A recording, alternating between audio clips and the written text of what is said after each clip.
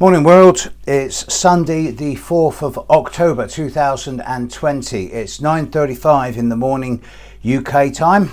It's chucking it down with rain in the UK. So what's new? The moon is precisely conjunct Uranus as I speak, and it is just setting on the horizon. It's on the descendant, so it's moon set conjunct Uranus at the moment I'm doing this video.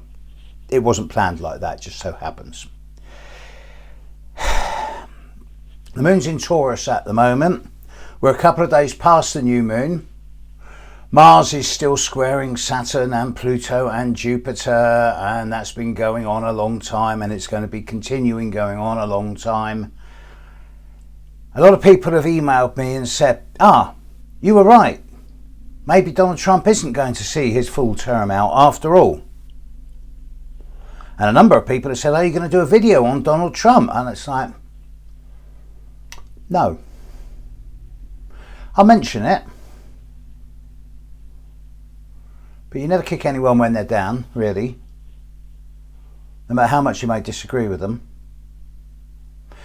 And I'll tell you what really hacks me off is that in the last 3 days, a number of my clients, friends, students, all good people have sent me lots of little clips, interviews, videos and articles of a lot of, how can I describe it, young, pretty astrologers who have been doing it for 3 or 4 years and of both genders and all genders, and all saying, Donald Trump's gone to hospital with COVID and it's because of this in his chart and it's because of that in his chart, and wouldn't it be awful if he died, and what does this mean for America? And they're all kind of claiming their sort of knowledge of this, and like, fine, I'm absolutely brilliant with that, because nobody owns astrology, and the more astrology there is out in the world, the more educated people become. But I'm just going to say this once. I've been saying that Donald Trump will not see out his full term of office for medical reasons for 4 years.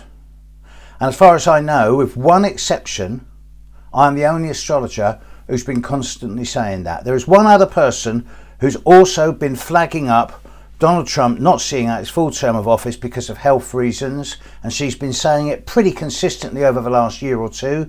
So I'm going to give a big name check to Penny Thornton, because she's the exception rather than the rule. She's been sticking her neck above the parapet as well, so fair play to her. She's getting it right as well. Now, the facts are, from an astrological perspective, I haven't even looked at Trump's chart, but I kind of know it, that Saturn and Pluto and Jupiter are opposite his Venus-Saturn conjunction, and Mars is square it, and the Venus-Saturn conjunction in Trump's chart does relate to his health.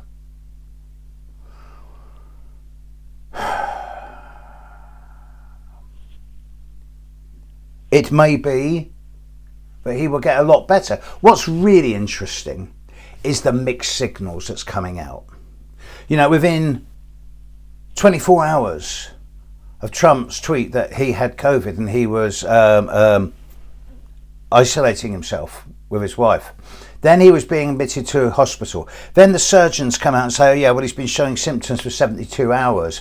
And it's like, wait a minute, if he's been showing symptoms and he went off and did rallies and meetings knowing that he had symptoms, what does that say? But then the White House is saying he misspoke and blah, blah, blah, blah, blah, blah, blah. Confusion.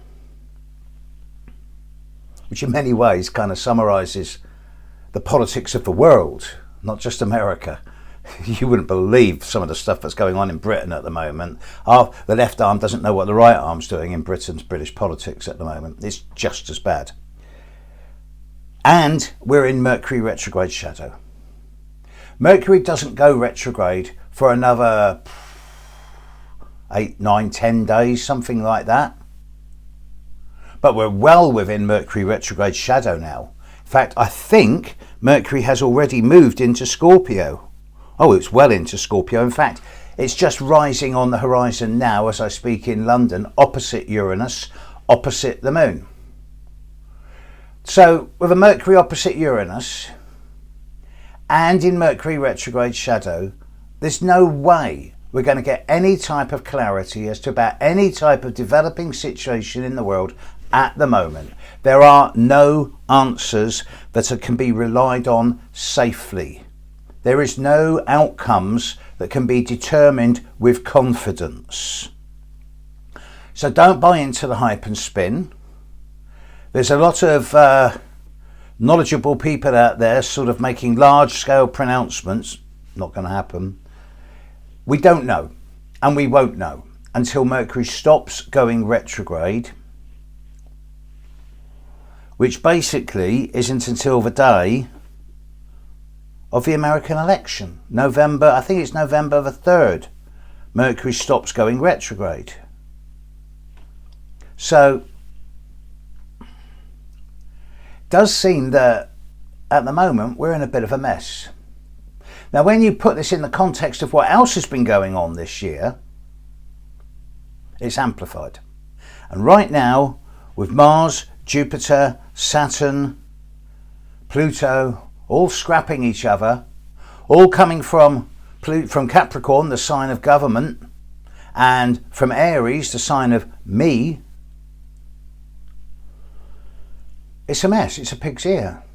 And we're not going to get any type of clarity yet. I take you back to someone else whom I've got a bit of time for. I've done some work with her in the past. Amanda Ellis is someone who a lot of people like and a lot of people dislike because she's like me, she sticks her head above the parapet. And she's rightly pointing out that just because Donald Trump is now in hospital with COVID, it'd be very easy to do the Schadenfreude trip.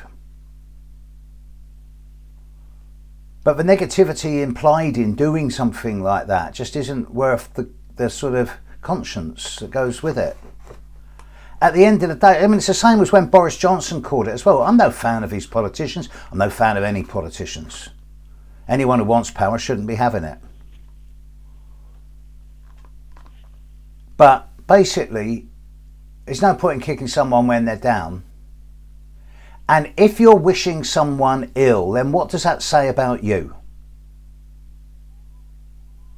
So for the greater good, and as I would for any human being, obviously I want Donald Trump to recover and to get better fast. And then I want him to get a sort of Damascus moment, like Boris allegedly has done, and become a much better human being than he already is. Because like Amanda says, you know, we can buy into all of this nonsense around the paranoia and the phobia about COVID. And I'm not wearing a mask, it's against my human rights. Okay, fine. I'm not wearing a mask because I've got medical issues. Okay, but wear a visor instead.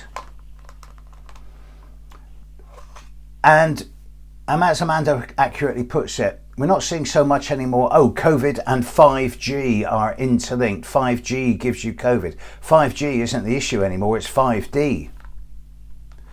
The fact that we're on a planet with more people on planet now than there's ever been before, the condensation, the compression of humanity is pushing us to accelerate and evolve our consciousness faster and faster. And part of the human condition is that of feeling compassion. So if you can't feel compassion for people who are down at the moment, then what does that say about your own humanity? And we are sort of evolving at an accelerated level into a higher frame of consciousness. It's 5-dimensional, not 3-dimensional, or at least it will be. So, you know, as I'm fond of saying, mutate now, avoid the rush. And find compassion in your hearts for everyone. I don't want to get too spiritual or religious or anything like that. But if you can't feel compassion for people who are ill, sick, disadvantaged, then you're out of touch with your humanity. And that's not a good space to be. Okay, folks, sermon over. Big thank you to my students on my teaching course. You are brilliant. Catch you later, world. Bye.